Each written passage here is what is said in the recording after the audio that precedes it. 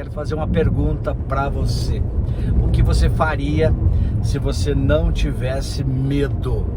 E o medo faz parte do ser humano, mas alguns estudiosos, inclusive o próprio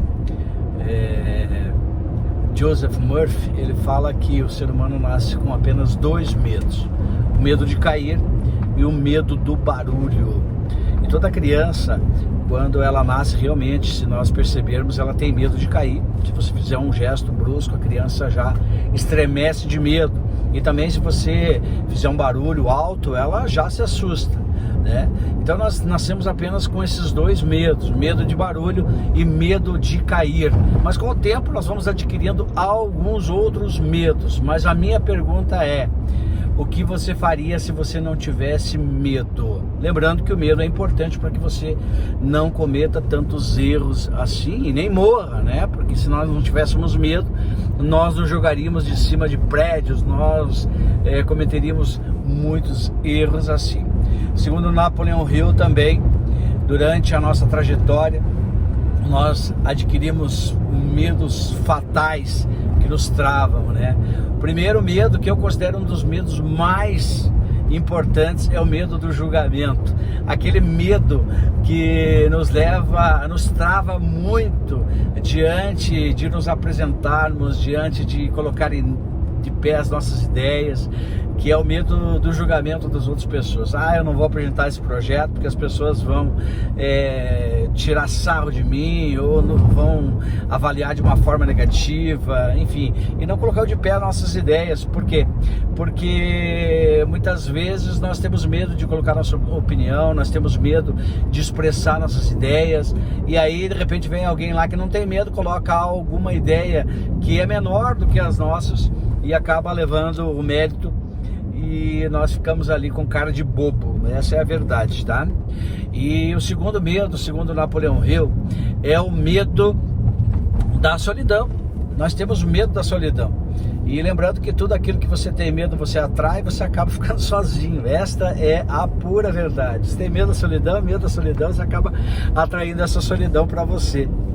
O terceiro medo, segundo o Hill, Dr. Hill, é o medo da pobreza. Você tem tanto medo da pobreza que acaba acumulando, e isso vai se deteriorando. Quer dizer, você acumula, acaba não investindo, deteriora-se tudo isso, acaba empobrecendo.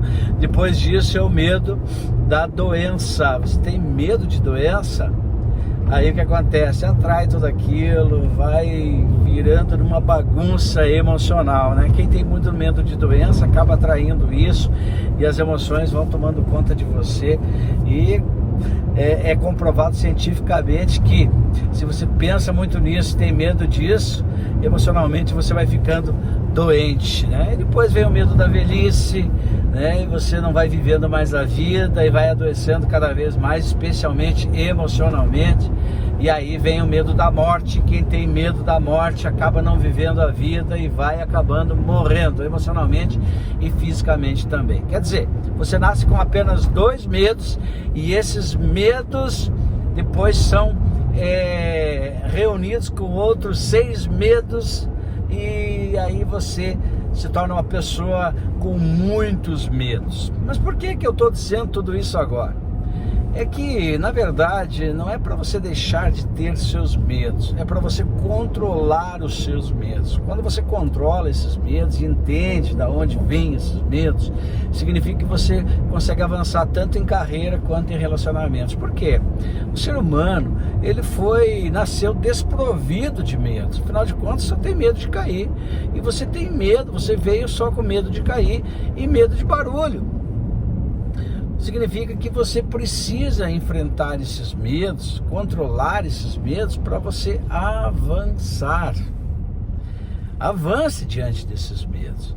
Enfrente, prepare-se para avançar esses medos. Afinal de contas, você tem talentos, né?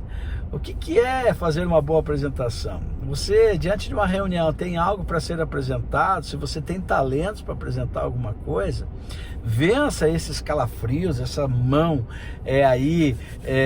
que está sudorenta, né?